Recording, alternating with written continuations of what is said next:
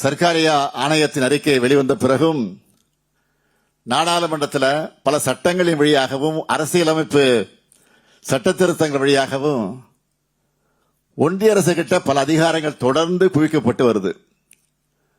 ஐக்கிய முற்போக்கு கூட்டணி ஆட்சியில் மாநிலங்களின் உரிமைகளை நிலைநிறுத்த ஆய்வுக்குழு அமைக்கணும்னு திமுக வலியுறுத்தியதை தொடர்ந்து 2007ஆம் ஆண்டு உச்சநீதிமன்றத்தினுடைய முன்னாள் தலைமை நீதியரசர் புஞ்சி அவர்களுடைய தலைமையில் ஒரு ஆணையம் அமைக்கப்பட்டது. இந்த ஆணையத்தினுடைய பரிந்துரைகளால் பல முக்கியமான என்னவென்று கேட்டால் ஆளுநரை எப்படி நியமனம் செய்யணும் என்பதுதான். கட்சி சார்பற்ற முறையில் நடுநிலையாக செயல்படக்கூடிய சிறந்தவர்களாக தேர்ந்தெடுத்த அந்த மாநில முதலமைச்சரோடு கலந்து ஆலோசித்து ஒன்றிய அரசு நியமனம் செய்யணும்னு புஞ்சி ஆணையம் தனது பரிந்துரையை வழங்கியது. இந்த ஆலோசனையை கூட ஒன்றிய அரசு இன்று வர ஏத்துக்கலன்னு பார்க்கிறோம். தமிழ்நாடு தற்போதைய ஆளுநர் செயல்பாடுகளை வச்சே நாம தெரிஞ்சுக்க முடியும். இது போன்ற எண்ணற்ற சட்ட குறுக்கீடுகள், நிர்வாக குறுக்கீடுகள் வழியாகவும் பாஜக அல்லாத எதிர்க்கட்சி ஆளக்கூடிய மாநில அரசுகளுக்கு தொடர்ந்து தொல்லை தரக்கூடிய வகையில் பல தடைகளை ஒன்றிய அரசு ஏற்படுத்தி வருகிறது. நிதி ஆணையங்கள் சுதந்திரமாக செயல்படுவதையும் ஒன்றிய அரசு தடுக்குது. மாநிலங்களுக்கு அளிக்க வேண்டிய உரிய நியாயமான நிதி பங்கீட்டை மறுக்குது. இதையெல்லாம் மீறி கடந்த 4 ஆண்டுகளா திராவிட மாடல் அரசு பல சிறந்த திட்டங்களை வகுத்து நிறைவேற்றி வருகிறது.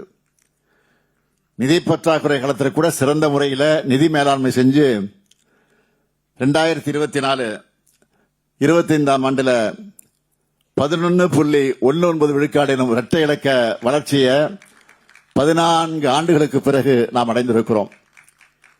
நடுநிலை தவறாத நல்லெண்ணம் கொண்ட பல அறிஞர்களும் பொதுநல நோக்கர்களும் திராவிட மாடல் அரசோட சமூக நீதி திட்டங்களை பாராட்டி வரவேற்கிறாங்க. இந்தி மொழியை திணிக்கிறதுல ஒன்றிய அரசு தீவிரம் காட்டி வருது. பல்வேறு மொழி போராட்ட களங்களை எதிர்கொண்டு இந்தி திணிப்பை தமிழ்நாடு முறியடிச்சிருக்கு. ஏராளமான அரசியல் தலைவர்கள், தமிழ் உணர்வாளர்கள், மாணவர்கள் போராடி கட்டாய இந்தியை தடுத்தாங்க. அதனாலதான் 1968 இருமொழி கொள்கையை முதலமைச்சராக இருந்த பேரறிஞர் அண்ணா அவர்கள் சட்டமன்றத்தில் தீர்மானமாகவே நிறைவேற்றினார்.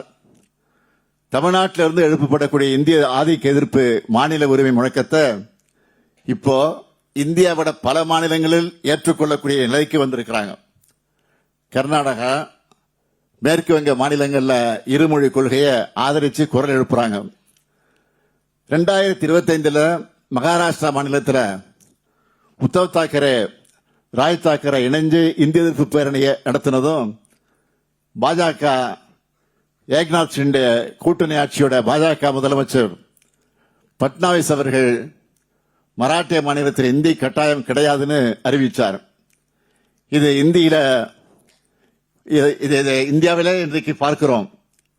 இந்திய அளவிலே நடந்துட்டு இருக்கக்கூடிய மிகப்பெரிய மாபெரும் மாற்றம் இது. மாநில உரிமைகளுக்காக தொடர்ந்து தமிழ்நாடு போராடி வருகிறது. இதுக்காக திராவிட இயக்கத்தினுடைய சிந்தனையாளர்களான திரு முரசொலி மாறன், திரு கூசா அனந்தன், ஆலடி அருணா ஆகியோர் சிறந்த ஆய்வு நூல்கள் எல்லாம் எழுதியிருக்கிறாங்க.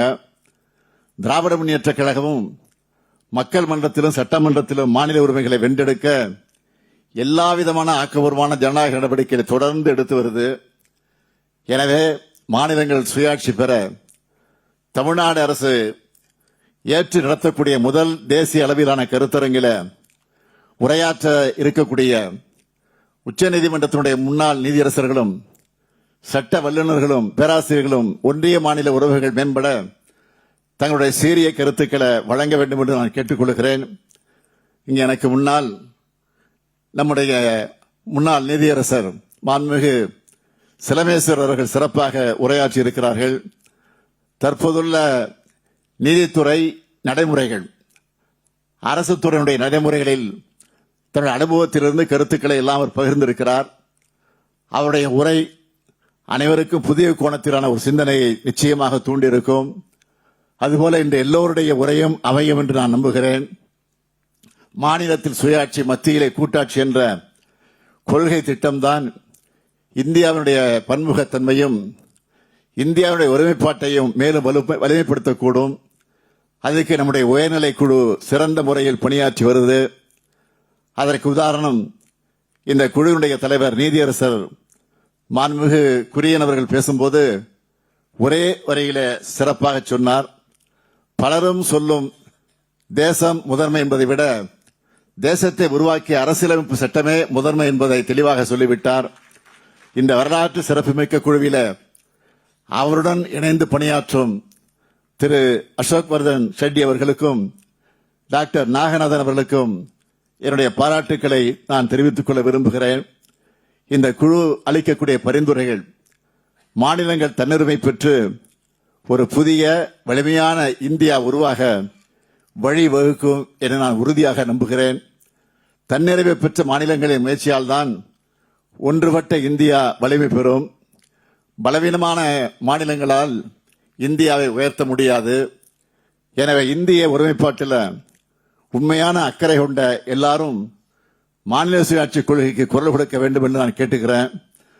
தமிழ்நாடு அரசு அமைச்சிருக்கக்கூடிய குழு போல இந்தியாவில் இருக்கக்கூடிய எல்லா மாநிலங்களும் இதுபோல குழு அமைச்சு மாநில உரிமை முழக்கத்தை முன்னெடுக்க வேண்டும் என்று இந்த நேரத்தில் நான் வலியுறுத்துகிறேன். மாநில சுயாட்சி, ஒன்றியத்தில் கூட்டாட்சி எனும் விழுமியங்கள் கொண்டதாம் இந்திய அரசியலமைப்பு சட்டம் திருத்தம் பெற நாம எல்லா வகையிலும் முயற்சி செய்வோம் என்று சொல்லி நான் இந்த அளவோடு என் உரையை நிறைவு செய்கிறேன். தமிழ்நாடு போராடும், தமிழ்நாடு வெல்லும். தமிழ்நாடு போராடும், தமிழ்நாடு வெல்லும். நன்றி, வணக்கம்.